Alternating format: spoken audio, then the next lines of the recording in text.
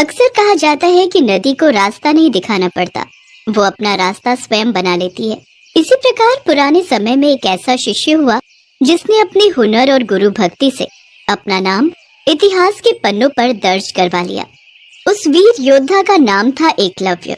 महाभारत काल में प्रयाग के तटवर्ती प्रदेश में सुदूर तक फैला हुआ एक राज्य श्रृंगवेरपुर था। निषाद राज हिरण्यधनु उस आदिवासी इलाके के राजा व एक महान योद्धा थे। गंगा के तट पर स्थित श्रृंगवेरपुर उसकी सुदृढ़ राजधानी थी। उस समय श्रृंगवेरपुर राज्य की शक्ति मगध, हस्तिनापुर, मथुरा, चेदी और चंदेरी आदि बड़े राज्यों के समकक्ष थी। निषाद राज हिरण्यधनु और रानी सुलेखा व उनकी प्रजा सुखी और संपन्न थी। निषाद राज हिरण्यधनु की रानी सुलेखा ने एक पुत्र को जन्म दिया जिसका नाम अभिद्युम्न रखा गया। बचपन में वह अभय के नाम से जाना जाता था। बचपन में जब अभय शिक्षा के लिए अपने कुल के गुरुकुल में गया तो अस्त्र शस्त्र विद्या सीखने लगा। शाबाश एकलव्य, तुम्हारी अस्त्र शस्त्र के प्रति लगन और एक निष्ठा को देखते हुए आज से तुम्हारा नाम एकलव्य होगा। एकलव्य ने गुरुकुल में अस्त्र शस्त्र की सारी शिक्षाएं ली, पर एकलव्य को अपनी धनुर्विद्या से संतुष्टि न थी। इस कारण धनुर्विद्या की उच्च शिक्षा प्राप्त करने के लिए एकलव्य ने उस समय धनुर्विद्या में दक्ष गुरु द्रोण के पास जाने का फैसला किया। पिताश्री, मैं गुरु द्रोणाचार्य जी से धनुर्विद्या सीखना चाहता हूँ, इसलिए आप मुझे उनके पास शिक्षा ग्रहण करने के लिए जाने की आज्ञा प्रदान करें। पुत्र एकलव्य, पर जहाँ तक मैं जानता हूँ गुरु द्रोणाचार्य केवल ब्राह्मण तथा क्षत्रिय वर्ग को ही शिक्षा देते हैं। मुझे नहीं लगता कि वे तुम्हें शिक्षा देने के लिए मानेंगे भी या नहीं। पर पिताश्री, मैं एक बार बस उनसे इस विषय में बात करके लौट आऊंगा। यदि वे शिक्षा देंगे तो मैं अपने आप को भाग्यशाली समझूंगा, अन्यथा उनका आशीर्वाद पाकर लौट आऊंगा। एकलव्य धनुर्विद्या सीखने की धुन और द्रोणाचार्य को अपनी कलाओं से प्रभावित करने की सोच लेकर उनके पास गया, परंतु गुरु द्रोणाचार्य ने उसे शिक्षा देने से इनकार कर दिया। एकलव्य इस बात से तनिक भी आहत न हुआ और उसने वहीं जंगल में रहकर धनुर्विद्या प्राप्त करने की ठान ली। उसने जंगल में द्रोणाचार्य की एक मूर्ति बनाई और उन्हीं का ध्यान कर धनुर्विद्या का अभ्यास करने लगा। एक दिन आचार्य द्रोण अपने शिष्यों और एक कुत्ते के साथ आखेट के लिए उसी वन में पहुंच गए जहां एकलव्य अपनी धनुर्विद्या का अभ्यास कर रहा था। द्रोणाचार्य का कुत्ता राह भटक कर एकलव्य के पास पहुंच गया और भौंकने लगा। एकलव्य उस समय धनुर्विद्या का अभ्यास कर रहा था। कुत्ते के भौंकने की आवाज से एकलव्य की साधना में बाधा पड़ रही थी, अतः उसने ऐसे बाण चलाए कि कुत्ते को जरा भी खरोच नहीं आई और कुत्ते का मुंह भी बंद हो गया। एकलव्य ने इस कौशल से बाण चलाए थे कि कुत्ते को किसी प्रकार की चोट नहीं लगी और अपने बाणों से कुत्ते का मुंह भी बंद कर दिया। कुत्ता वहां से भागकर गुरु द्रोण के पास जा पहुंचा। द्रोण और शिष्य ऐसी श्रेष्ठ धनुर्विद्या देख आश्चर्य में पड़ गए। अद्भुत, ये तीरंदाजी तो कमाल की है। इस कुत्ते को जरा सी खरोंच तक नहीं आई। इस वन में ऐसा धनुर्धर कौन है जिसमें ऐसी कुशलता है?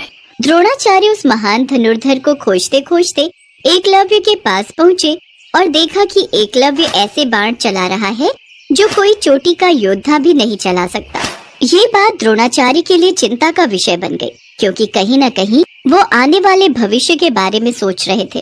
उन्होंने एकलव्य के सामने उसके गुरु के बारे में जानने की जिज्ञासा दिखाई। पुत्र, धनुर्विद्या में तुम सचमुच पारंगत हो। गुरुदेव आप प्रणाम। गुरुदेव, आपके दर्शन पाकर मैं धन्य हो गया। पुत्र, क्या तुम मुझे जानते हो? गुरुदेव, एक बार मैं आपसे धनुर्विद्या सीखने के लिए आया था। मैं वही एकलव्य हूँ। हाँ, मुझे कुछ याद तो है, पर तुमने ये धनुर्विद्या किससे सीखी? तुम्हारे गुरु कौन हैं जिन्होंने तुम्हें ये शिक्षा दी? मैंने तो आप ही से ये धनुर्विद्या सीखी है गुरुदेव, वो देखिए। गुरु द्रोणाचार्य ने देखा वहाँ एक प्रतिमा बनी हुई थी जो स्वयं गुरु द्रोणाचार्य की प्रतिमा थी।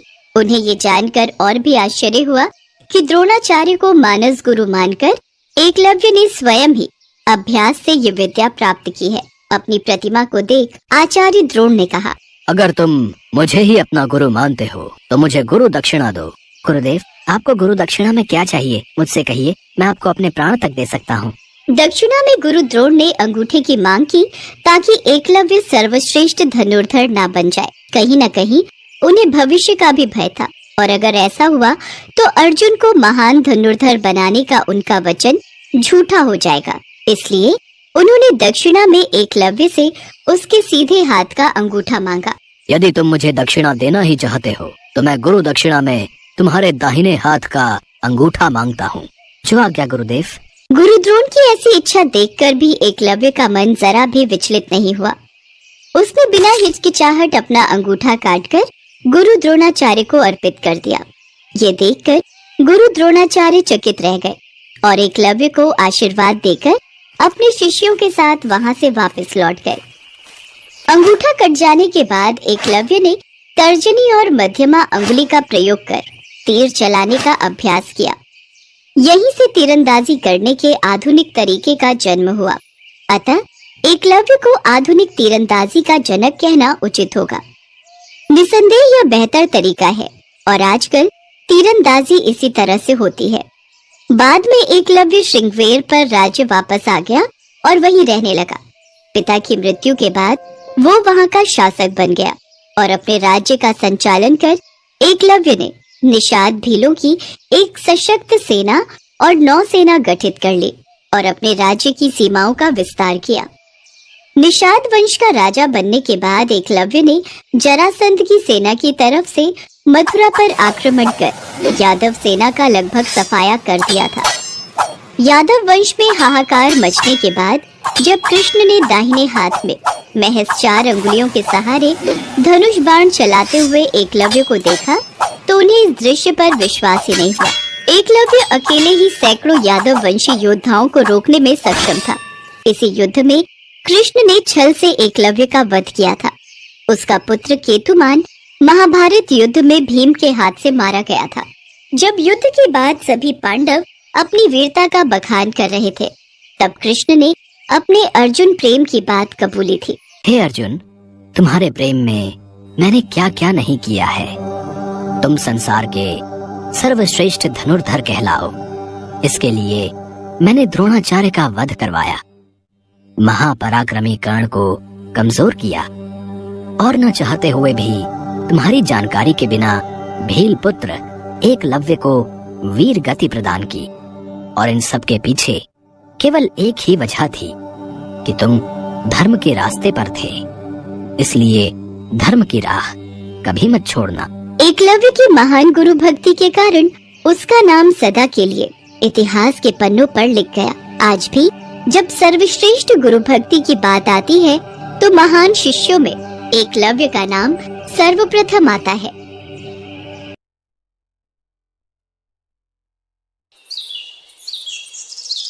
पौराणिक कथाओं के अनुसार भगवान राम ने त्रेता युग में सारे कार्य संपन्न कर लिए थे और उनकी सारी लीलाएं समाप्त हो चुकी थी। धरती पर उनके जीवन की अवधि भी समाप्त होने का समय आ चुका था। लेकिन समय समाप्त होने के बाद भी मृत्यु के देवता यमराज भगवान राम के समीप उनके प्राण हरने नहीं आ पा रहे थे, क्योंकि रामदूत हनुमान भगवान राम के प्राण रक्षक थे, जो स्वयं महाकाल का एक रूप है और महाकाल से उनके आराध्य भगवान राम के प्राण छीनने की हिम्मत ना तो किसी काल में थी और ना ही किसी अन्य देवता में।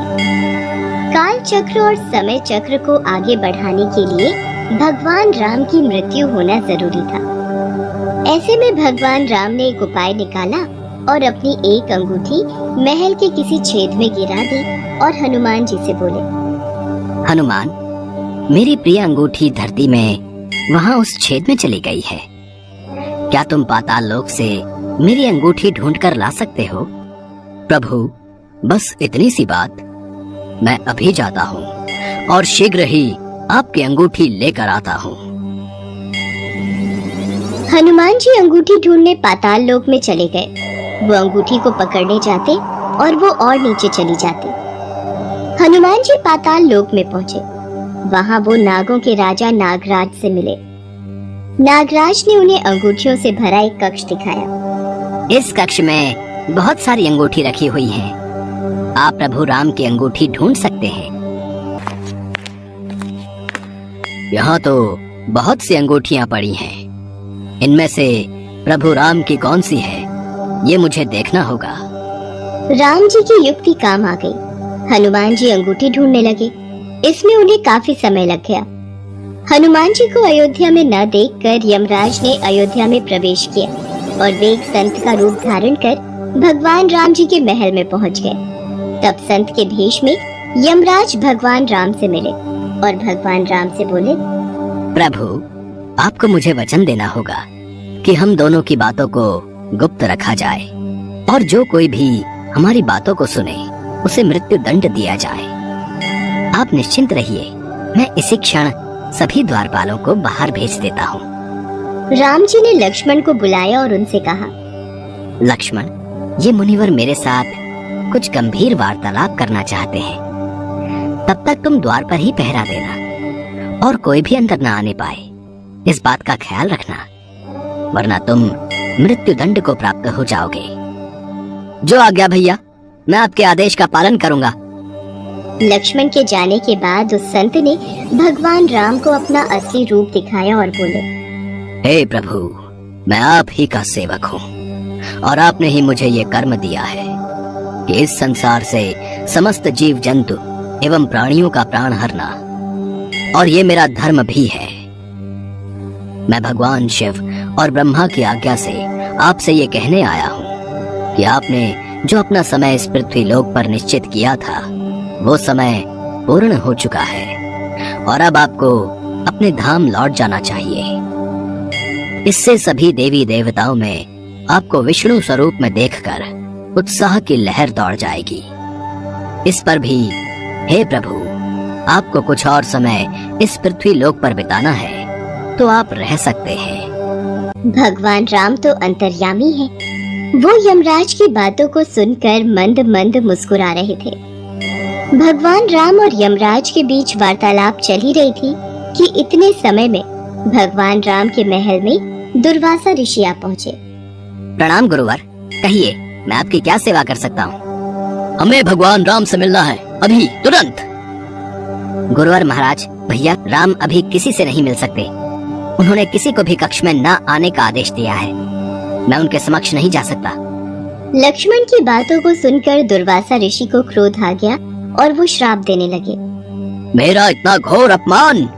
अगर मुझे राजा राम से नहीं मिलने दिया गया तो मैं पूरी अयोध्या नगरी को अपने श्राप से जलाकर भस्म कर दूंगा। अगर मैं इन्हें भैया के महल में जाने दूं तो सिर्फ मुझे ही मृत्यु दंड मिलेगा, लेकिन अयोध्या नगरी तो बच जाएगी। गुरुवर, मैं भैया को आपके आने की सूचना देकर आता हूँ। लक्ष्मण भगवान राम के कक्ष में चले गए। लक्ष्मण को सामने देख भगवान राम चौंक गए और यमराज अंतर्ध्यान हो गए। राम जी दुखी हुए कि एक राजा होने के नाते उन्हें लक्ष्मण को मृत्यु दंड देना होगा। राम जी ने अपने कुलगुरु से इस विषय में वार्तालाप किया। राम, किसी अपने का त्याग करना भी मृत्यु दंड के बराबर है, इसलिए तुम लक्ष्मण का त्याग कर दो। लक्ष्मण ने गुरुदेव और राम जी के बीच हुआ वार्तालाप सुन लिया और वे श्री राम से बोले, भैया आप मेरा त्याग मत करना, मैं ये सहन नहीं कर पाऊंगा। आपके वचन का पालन करते हुए मैं स्वयं ही अपने शरीर का त्याग कर दूंगा। लक्ष्मण ने अपने भ्राता श्री राम का वचन निभाने के लिए अयोध्या की सरयू नदी में समाधि लेकर शेषनाग का रूप ले लिया और फिर भगवान विष्णु के निवास स्थान क्षीर सागर में जाकर उत्पन्न हो गए। उसके बाद भगवान राम भी लक्ष्मण के वियोग में थे। उन्होंने भी सरयू नदी में जाकर जल समाधि ले ली और अपने परम धाम को चले गए। उसके पश्चात हनुमान जी जब अंगूठी लेकर वापस लौटे तो प्रभु राम को महल में न पाकर हनुमान जी बहुत दुखी हुए। प्रभु, आपने जानबूझकर मुझे पाताल लोक में भेजा था ताकि मैं आपको रोक ना सकूं। प्रभु, आपकी आज्ञा पाकर मैं धरती पर ही रहूंगा और जहाँ कहीं भी आपके नाम का भजन और कीर्तन होगा वहाँ मेरी कृपा हमेशा बनी रहेगी। हनुमान जी को भगवान राम जी से अमरता का वरदान प्राप्त है। इसीलिए कहते हैं कि आज भी जहाँ कहीं पर भी भगवान राम के नाम का भजन कीर्तन होता है वहाँ हनुमान जी अवश्य आते हैं और भक्तों को अपना आशीर्वाद देते हैं।